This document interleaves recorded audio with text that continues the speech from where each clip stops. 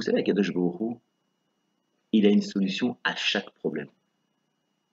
Mais sauf que nous, on est tellement ancrés dans ce monde-là qu'on a l'impression que notre problème à nous, il n'y a pas de solution. Il n'y a pas de lumière qui va sortir de là. C'est impossible. L'histoire que je vais vous raconter, c'est une histoire vraie qui s'est passée aux États-Unis il y a quelques années. Elle illustre bien ce qu'on vient de dire maintenant. Un jour, il y avait un jeune garçon qui cherchait du travail. Il commence à feuilleter le journal, à regarder un petit peu, et il voit qu'à Brooklyn, on cherche un serveur. Alors il dit, écoute, je vais aller me présenter. Il commence à téléphoner au responsable, et il fixe une heure pour aller là-bas, à ce rendez-vous. Alors, comme c'est quelqu'un qui est raisonnable, quelqu'un qui a l'habitude des choses, il se présente avant, il est en avance. Il dit, écoute, je ne vais pas me présenter en avance, je vais aller boire un café juste à côté, dans un restaurant. Alors il rentre dans un petit restaurant. Et ce petit restaurant-là, il est tenu par une vieille dame, avec sa fille. Alors il demande à la dame, vous pouvez me servir un café avec un croissant? Alors à ce moment-là, quand il est assis en train de boire son café, il commence à réfléchir aux questions qu'on va lui poser. Qu'est-ce qu'il va répondre? Qu'est-ce qu'il va dire? Et puis le moment est arrivé. Alors il se lève pour payer son café avec son croissant, et il dit à la vieille dame, combien je vous dois, madame? Alors elle dit, tant de dollars.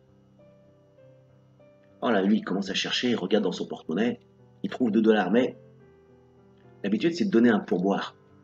Il a toujours l'habitude de donner un pourboire. Et là, il n'en a pas. Alors il commence à chercher dans ses poches, et il dit à la vieille dame, il lui dit, écoutez, je suis vraiment désolé, mais j'ai pas de pourboire. La dame lui fait, c'est pas grave, monsieur, c'est pas grave. Lui, il est très gêné. Il a honte. Pour lui, ça ne se fait pas de pas donner un pourboire. Alors il commence à fouiller dans ses poches et il trouve un billet de tombola. Il dit, écoutez, madame, écoutez, je sais que c'est pas bien, mais bon, moi j'ai toujours l'habitude de donner un pourboire. Mais là, écoutez, regardez, j'ai un billet de tombola. Si je gagne, je vous donne la moitié. Alors là, la vieille dame lui dit, écoutez, ne vous énervez pas, ne vous inquiétez pas. Il n'y a pas de problème, monsieur. Il n'y a pas de problème.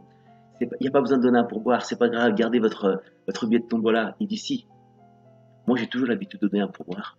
Si je gagne, je vous donne la moitié. Ok. Donc le jeune garçon s'en va, il va à son rendez-vous, il est accepté comme serveur dans ce restaurant-là.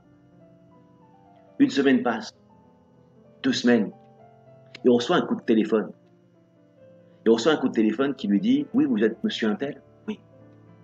Voilà, on a eu le tirage de la tombola. Vous avez gagné 500 000 dollars. Alors là, il est émerveillé. Waouh, il dit 500 000 dollars. Oui, vous avez été l'heureux gagnant. Alors dans quelques semaines, on va vous envoyer le chèque. Bon, il attend. Qu'est-ce qu'il fait entre-temps, le lendemain? Il se lève et il retourne au café, au restaurant de la vieille dame. Il arrive vers la dame et lui dit, écoutez madame, voilà, j'ai gagné 500 000 dollars. Je vous ai promis que je vous donnais la moitié. Je vais vous donner 250 000 dollars. La vieille dame lui fait, mais non monsieur, arrêtez, arrêtez, arrêtez. Ne, c'est pas grave, gardez votre argent monsieur. Il fait, écoutez, je tiens mes promesses. Je tiens mes promesses. Je vous dois la moitié de ce billet de tombola, je vous donnerai la moitié du billet de tombola. Donnez-moi votre adresse. Dès que je touche l'argent, je viens vous voir à la maison. Bon, la vieille dame, qui n'y croit pas du tout, lui donne quand même son adresse. Elle voit qu'il est sympa, qu'il est gentil, elle lui donne son adresse. Une semaine plus tard, il reçoit les 500 000 dollars, le chèque. Il va les mettre à la banque et il dit au banquier, donnez-moi un chèque de 250 000 dollars.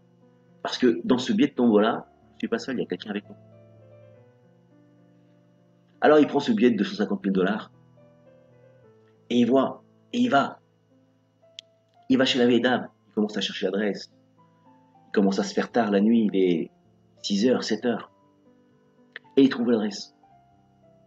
Il monte à l'étage, il frappe à la porte.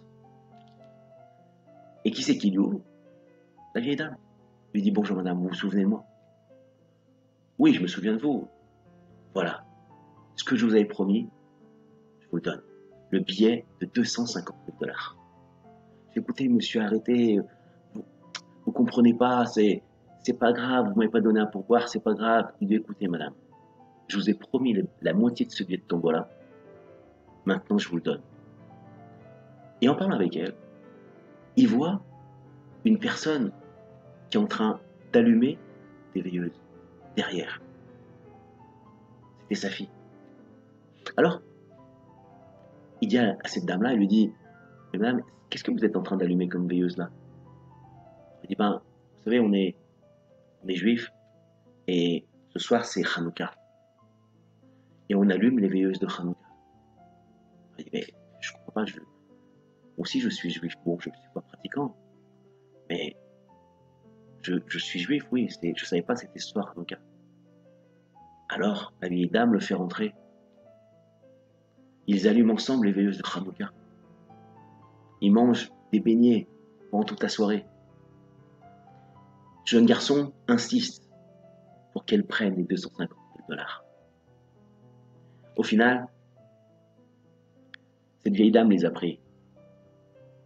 Lui est parti avec un cœur chaud. Pourquoi? Parce que quelques semaines plus tard, il commençait à aller à la yeshiva pour étudier. Pourquoi?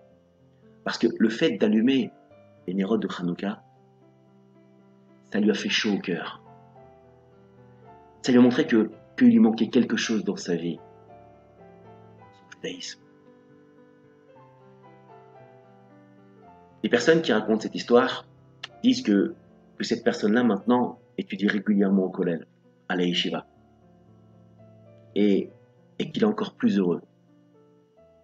Il raconte et il dit que ce NES-là, en fait, il a été bénéfique pour deux personnes.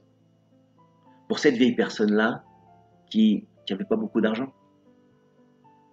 Et pour moi-même, il le dit. Pourquoi pour moi? Il dit, parce que, en fait, j'ai retrouvé mon judaïsme. Et la lumière d'Akadosh Baruch Hu, elle se trouve à chaque moment. Mais nous, on ne peut pas la sentir. Akadosh Baruch Hu, il a un moyen de nous sortir de la situation où on se trouve par n'importe quel moyen. À nous juste de prier à Akadosh Baruch Hu, d'être émette avec soi-même, de croire en Akadosh Baruch Hu du plus profond de notre cœur. Et Akadosh Baruch Hu, il va nous aider. Il va vous aider à pouvoir grandir, à se rapprocher de lui, à surmonter les problèmes que nous avons. Qu'Akadosh Baruch Hu vous aide, qu'Akadosh Baruch Hu vous bénisse, qu'Akadosh Baruch Hu vous aide dans toutes les pensées que vous avez. Passez des bonnes fêtes de Hanouka.